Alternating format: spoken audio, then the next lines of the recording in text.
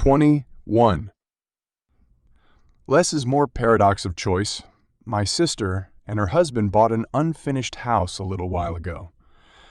Since then, we haven't been able to talk about anything else. The sole topic of conversation for the past 2 months has been bathroom tiles. Ceramic, granite, marble, metal, stone, wood, glass, and every type of laminate known to man. Rarely have I seen my sister in such anguish. "There are just too many to choose from," she exclaims, throwing her hands in the air and returning to the tile catalog, her constant companion. I've counted and researched. My local grocery store stocks 48 varieties of yogurt, 134 types of red wine, 64 different cleaning products, and a grand total of 30,000 items. Amazon, the internet bookseller, has 2 million titles available. Nowadays, people are bombarded with options, such as hundreds of mental disorders, thousands of different careers, even more holiday destinations, and an infinite variety of lifestyles. There has never been more choice. When I was young, we had 3 types of yogurt, 3 television channels, 2 churches, 2 kinds of cheese, mild or strong, 1 type of fish, two's out, and 1 type of fish, post out, and 1 telephone provided by the Swiss Post. The black box with the dial served no other purpose than making calls, and that did us just fine. In contrast, anyone who enters a cell phone store today runs the risk of being flattened by an avalanche of brands, models, and contract options, and yet, selection is the yardstick of progress. It is what sets us apart from planned economies and the Stone Age. Yes, abundance makes you giddy, but there is a limit. When it is exceeded, a surfeit of choices destroys quality of life. The technical term for this is the paradox of choice. In his book of the same title, psychologist Barry Schwartz describes why this is so. First, a large selection leads to inner paralysis. To test this, a supermarket set up a stand where customers could sample 24 varieties of jelly. They could try as many as they liked and then buy them at a discount. The next day, the owners carried out the same experiment with only 6 flavors. The result? They sold 10 times more jelly on day 2. Why? With such a wide range, customers could not come to a decision, so they bought nothing. The experiment was repeated several times with different products. The results were always the same. Second, a broader selection leads to poorer decisions. If you ask young people what is important in a life partner, they reel off all the usual qualities: intelligence, good manners, warmth, the ability to listen, a sense of humor, and physical attractiveness. But do they actually take these criteria into account when choosing someone? In the past, a young man from a village of average size could choose among maybe 20 girls of similar age with whom he went to school. He knew their families and vice versa, leading to a decision based on several well-known attributes. Nowadays, in the era of online dating, millions of potential partners are at our disposal. It has been proven that the stress caused by this mind-boggling variety is so large that the male brain reduces the decision to one single criterion: physical attractiveness. The consequences of this selection process you already know, perhaps even from personal experience. Finally, large selection leads to discontent. How can you be sure you are making the right choice when 200 options surround and confound you? The answer is you cannot. The more choice you have, the more unsure and therefore dissatisfied you are afterward. So what can you do? Think carefully about what you want before you inspect existing offers. Write down these criteria and stick to them rigidly. Also realize that you can never make a perfect decision. Aiming for this is, given the flood of possibilities, a form of irrational perfectionism. Instead, learn to love a good choice. Yes, even in terms of life partners. Only the best will do. In this age of unlimited variety, rather the opposite is true. Good enough is the new optimum, except, of course, for you and me. 22. You like me. You really, really like me. Liking bias. Kevin has just bought 2 boxes of fine Margaux. He rarely drinks wine. Not even Bordeaux, but the sales assistant was so nice, not fake or pushy. Just really likable. So he bought them.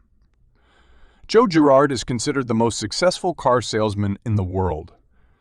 His tip for success: there's nothing more effective in selling anything than getting the customer to believe, really believe that you like him and care about him. Girard doesn't just talk the talk. His secret weapon is sending a card to his customers each month. Just one sentence salutes them. I like you. The liking bias is startlingly simple to understand, and yet we continually fall prey to it. It means this: the more we like someone, the more inclined we are to buy from or help that person. Still, the question remains, what does likable even mean? According to research, we see people as pleasant if they are outwardly attractive. B, they are similar to us in terms of origin, personality, or interests, and they like us. Consequently, advertising is full of attractive people. Ugly people seem unfriendly and don't even make it into the background, CA. In addition to engaging super attractive types, advertising also employs people like you and me. Me, C, B. Those who are similar in appearance, accent, or background. In short, the more similar, the better. Mirroring is a standard technique in sales to get exactly this effect. Here, the salesperson tries to copy the gestures, language, and facial expressions of his prospective client. If the buyer speaks very slowly and quietly, often scratching his head, it makes sense for the seller to speak slowly and quietly, and to scratch his head now and then too. That makes him likable in the eyes of the buyer, and thus a business deal is more likely. Finally, it's not unheard of for advertisers to pay us compliments. How many times have you bought something because you're worth it? Here factor C comes into play. We find people appealing if they like us. Compliments work wonders, even if they ring hollow as a drum. So-called multi-level marketing, selling through personal networks, works solely because of the liking bias. Though there are excellent plastic containers in the supermarket for a quarter of the price, Tupperware generates annual revenues of $2 billion. Why? The friends who hold the Tupperware parties meet the second and third congeniality standard perfectly. Aid agencies employ the liking bias to great effect. Their campaigns use beaming children or women almost exclusively. Never will you see a stone-faced, wounded guerrilla fighter staring at you from billboards, even though he also needs your support. Conservation organizations also carefully select who gets the starring role in their advertisements. Have you ever seen a World Wildlife Fund brochure filled with spiders, worms, algae, or bacteria? They are perhaps just as endangered as pandas, gorillas, koalas, and seals, and even more important for the ecosystem, but we feel nothing for them. The more human a creature acts, the more similar it is to us, the more we like it. The bone skipper fly is extinct. Too bad. Politicians, too, are maestros of the liking bias. Depending on the makeup and interests of an audience, they emphasize different topics, such as residential area, social background, or economic issues. And they flatter us. Each potential voter is made to feel like an indispensable member of the team. Your vote counts. Of course your vote counts. but only by the tiniest of fractions, bordering on the irrelevant. A friend who deals in oil pumps told me how he once closed an 8-figure deal for a pipeline in Russia. Bribery? I inquired. He shook his head. We were chatting, and suddenly we got onto the topic of sailing. It turned out that both of us, the buyer and me, were die-hard 470 dinghy fans. From that moment on, he liked me. I was a friend. So the deal was sealed. Amiability works better than bribery. So, if you are a salesperson, make buyers think you like them, even if this means outright flattery. And if you are a consumer, always judge a product independent of who is selling it. Banish the salespeople from your mind, or rather, pretend you don't like them. 23. Don't cling to things endowment effect. The BMW gleamed in the parking lot of the used car dealership. Although it had a few miles on the odometer, it looked in perfect condition. I know a little about used cars, and to me, it was worth around $40,000. However, the salesman was pushing for $50,000 and wouldn't budge a dime. When he called the next week to say he would accept $40,000 after all, I went for it. The next day, I took it out for a spin and stopped at a gas station. The owner came out to admire the car and proceeded to offer me $53,000 in cash on the spot. I politely declined. Only on the way home did I realize how ridiculous I was to have said no. Something that I considered worth $40,000 had passed into my possession and suddenly taken on a value of more than $53,000. If I were thinking purely rationally, I would have sold the car immediately. But alas, I'd fallen under the influence of the endowment effect. We consider things to be more valuable the moment we own them. In other words, if we are selling something, we charge more for it than what we ourselves would be willing to spend. To probe this, psychologist Dan Ariely conducted the following experiment. In one of his classes, he raffled tickets to a major basketball game, then polled the students to see how much they thought the tickets were worth. The empty-handed students estimated around $170, whereas the winning students would not sell it below an average of $2,400. The simple fact of ownership makes us add zeros to the selling price. In real estate, the endowment effect is palpable. Sellers become emotionally attached to their houses and thus systematically overestimate their value. They balk at the market price, expecting buyers to pay more, which is completely absurd since this excess is little more than sentimental value. Richard Thaler performed an interesting classroom experiment at Cornell University to measure the endowment effect. He distributed coffee mugs to half of the students and told them they could either take the mug home or sell it at a price they could specify. The other half of the students who didn't get a mug were asked how much they would be willing to pay for a mug. In other words, Thaler set up a market for coffee mugs. One would expect that roughly 50% of the students would be willing to trade, to either sell or buy a mug. But the result was much lower than that. Why? Because the average owner would not sell below $5.25 and the average buyer would not pay more than $2.25 for a mug. We can safely say that we are better at collecting things than at casting them off. Not only does this explain why we fill our homes with junk, but also why lovers of stamps, watches, and pieces of art part with them so seldomly. Amazingly, the endowment effect affects not only possession, but also near ownership. Auction houses like Christie's and Sotheby's thrive on this. A person who bids until the end of an auction gets the feeling that the object is practically theirs, thus increasing its value. The would-be owner is suddenly willing to pay much more than planned, and any withdrawal from the bidding is perceived as a loss, which defies all logic.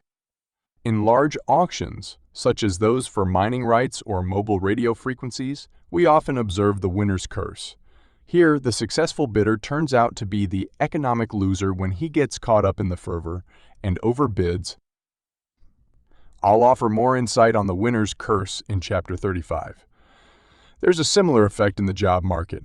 If you are applying for a job and don't get a call back, you have every reason to be disappointed.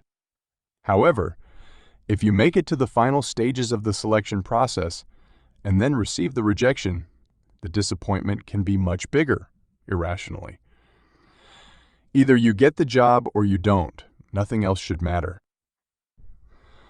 In conclusion, don't cling to things. Consider your property something that the universe, whatever you believe this to be, has bestowed to you temporarily.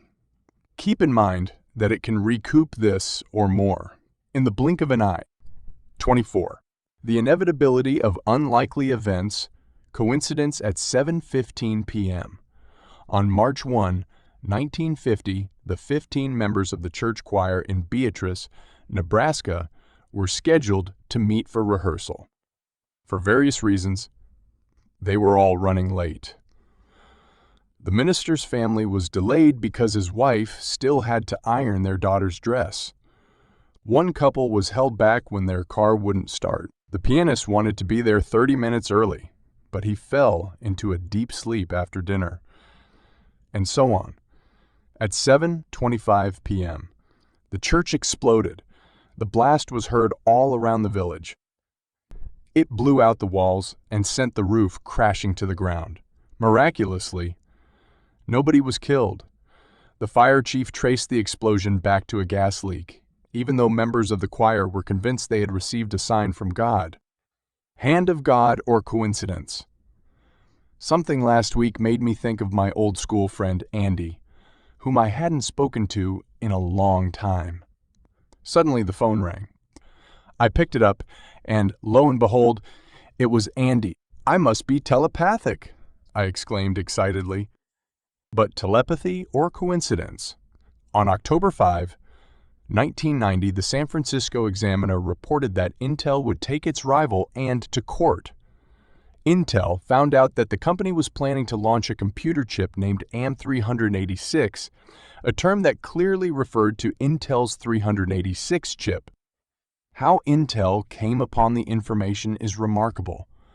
By pure coincidence, both companies had hired someone named Mike Webb.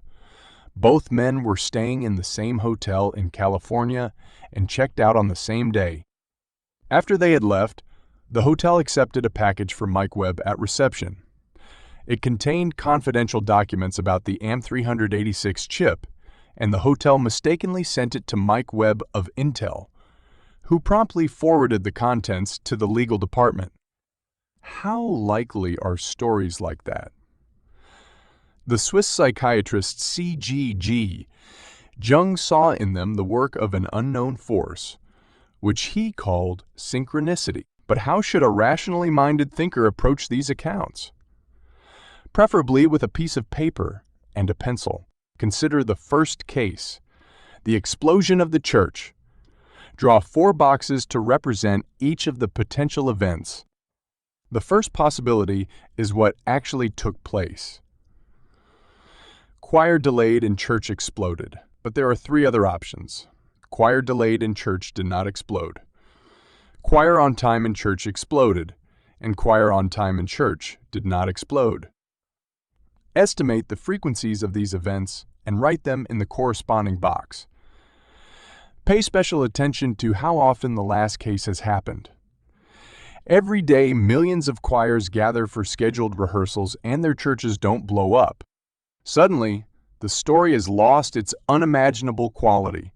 For all these millions of churches, it would be improbable if something like what happened in Beatrice, Nebraska, didn't take place at least once a century.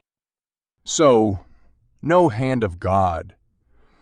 And anyway, why would God want to blow a church to smithereens?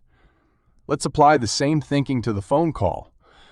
Keep in mind the many occasions when Andy thinks of you but doesn't call. When you think of him and he doesn't call. When you don't think of him and he calls. When he doesn't think of you and you call. There is an almost infinite number of occasions when you don't think of him and he doesn't call. But since people spend about 90% of their time thinking about others, it is not unlikely that, eventually, two people will think of each other and one of them will pick up the phone. And it must not be just Andy.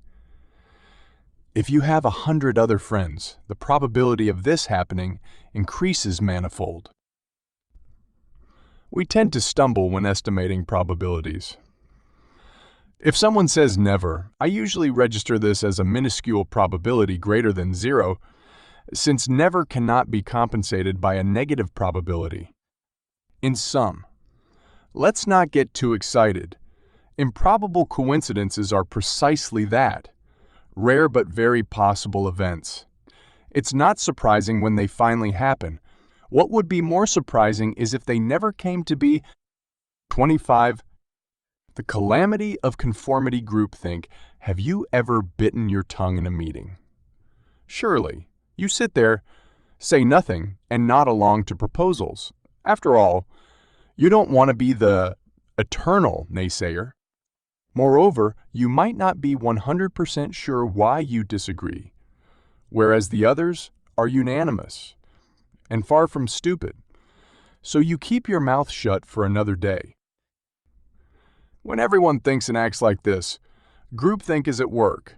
This is where a group of smart people makes reckless decisions because everyone aligns their opinions with the supposed consensus. Thus, motions are passed that each individual group member would have rejected if no peer pressure had been involved. Groupthink is a special branch of social proof, a flaw that we discussed in Chapter 4. In March 1960, the U.S. Secret Service began to mobilize anti-communist exiles from Cuba, most of them living in Miami, to use against Fidel Castro's regime. In January 1961, 2 days after taking office, President Kennedy was informed about the secret plan to invade Cuba.